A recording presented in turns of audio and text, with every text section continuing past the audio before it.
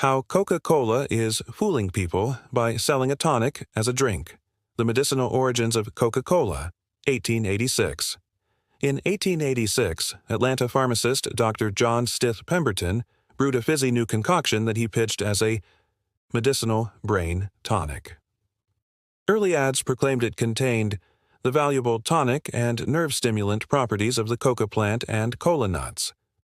Visual, sepia-toned photography of a 1880s drugstore or apothecary. Glass bottles labeled Coca-Cola on wooden shelves. Pemberton's original formula even included a small amount of cocaine from the coca leaves, which helped reinforce its image as a cure for exhaustion and headaches. It was until 1903 that Coca-Cola quietly removed the cocaine from its recipe. Even the name Coca-Cola reflected this heritage, the coca from coca leaves and cola from cola nuts, making the drink sound like a potent remedy. In period newspaper ads, Coke was touted as curing headaches, relieving exhaustion, and calming nerves. Very different from how most people see soda today. From pharmacy tonic to soda fountain hit, 1890s. After Pemberton's death, Atlanta businessman. Asa Candler bought the rights to Coca-Cola and turned it into a mass-market soft drink. Visual, old Coca-Cola coupons, posters, and early bottles, B-roll of vintage soda fountain. Candler was a marketing whiz. He plastered ads on awnings and newspapers and handed out coupons for free samples. In 1895, he proudly announced that Coca-Cola is now drunk in every state and territory in the United States. He also pioneered bottling. By 1899, he granted 2 entrepreneurs exclusive rights to bottle Coke across almost the entire country. Over the next decade, they built dozens of bottling plants, converting Coca-Cola from a fountain drink into a nationwide bottled soda. With Candler's aggressive advertising and distribution, a once modest tonic was now America's favorite soft drink. World Wars and going global, 1900–1945. Coke's rise to global dominance was cemented during the World Wars. By World War I, Coca-Cola was already ubiquitous on U.S. military bases. But World War II was the real game-changer. Coca-Cola's CEO Robert Woodruff famously ordered that every man in uniform gets a bottle of Coca-Cola for 5 cents, wherever he is, and whatever it costs the company. Visual, black-and-white footage of WTUE soldiers, Allied flags, piles of Coke crates on a dock. The company built dozens of bottling plants overseas, often funded by the U.S. military, so that Allied troops could enjoy Coke no matter where they were stationed. As one historian quipped, the Japanese unknowingly gave Coke a worldwide boost by attacking Pearl Harbor. A 1943 Coca-Cola magazine advertisement depicts U.S. and Allied soldiers from different countries sharing a Coke as a symbol of camaraderie. Narrator. This image shows Coke marketing itself as the global high sign of friendship during the war. By 1945, Coca-Cola had been introduced around the world, laying the foundation for an international presence.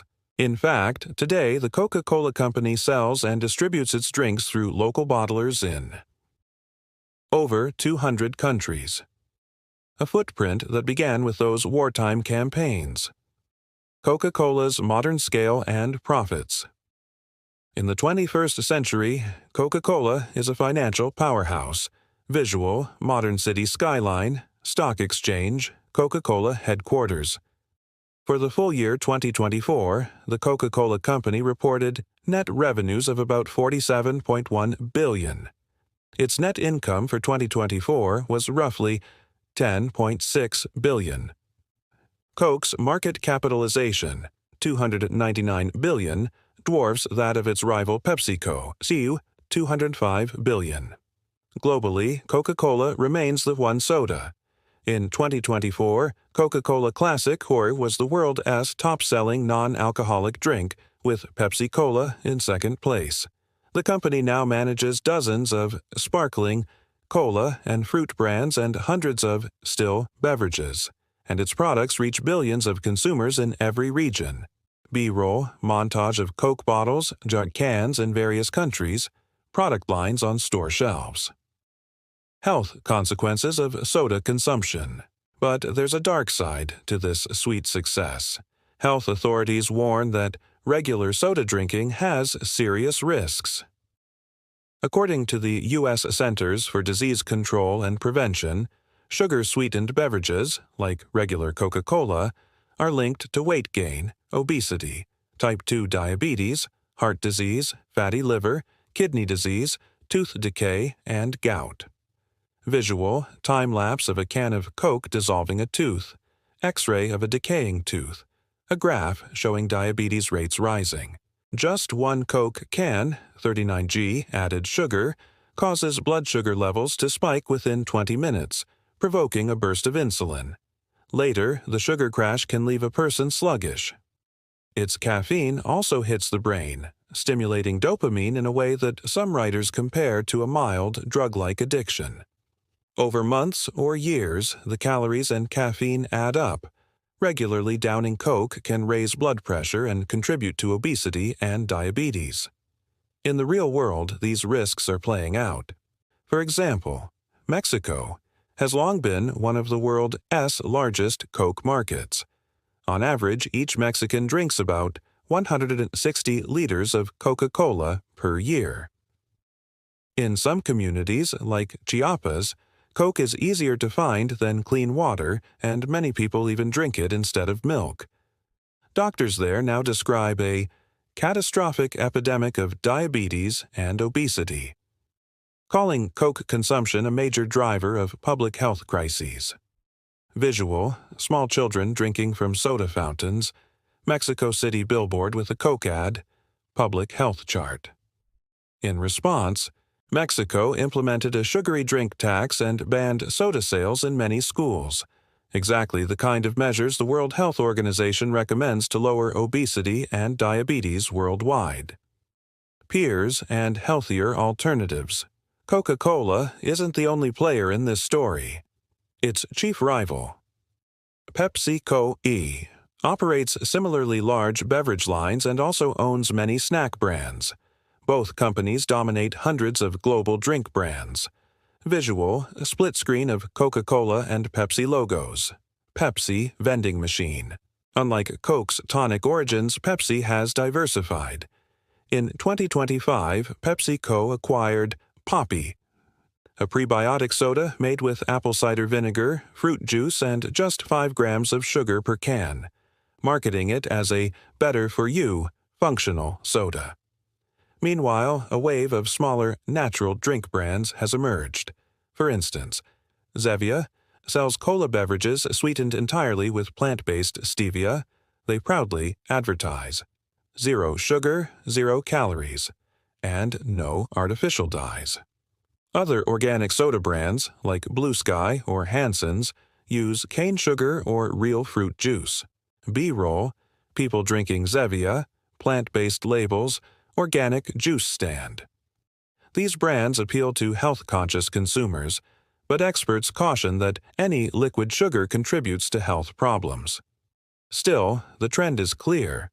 More consumers now demand honest labeling and lower sugar options, so even big companies are expanding into teas, juices, and health drinks. Lessons in honest marketing and long-term trust. Narrator, Coca-Cola. Journey, from a coca leaf tonic to a carbonated icon, carries a cautionary tale for entrepreneurs and the public. Visual, montage of founders at a small startup, then overlaid with modern Coke ads. In its early days, Coke built trust by claiming health benefits it didn't truly earn. Today, consumers are savvier and prize authenticity. As one marketing analyst puts it, a business can never thrive if it is not built upon honesty, trust, and ethics. Research shows that transparency and integrity in advertising are key to long-term brand trust. Brands that maintain consumer trust, delivering on promises and values, Beat out the competition over time. Honesty builds trust. Companies should avoid misleading claims and let customers make informed choices. Value over hype. Focus on genuine product quality and benefits, not just catchy slogans. Think long-term. A reputation for integrity pays off. Brands that keep their promises tend to outperform rivals and earn loyal customers. By selling real value. Not just clever marketing, businesses win sustainable success. Coca-Cola's story reminds us that true magic is earned through honesty. If companies and consumers demand transparency and ethics, the market will favor the products that are truly good for people. Ultimately, integrity and trust create the strongest bond, far more enduring than any sugar-coated promise,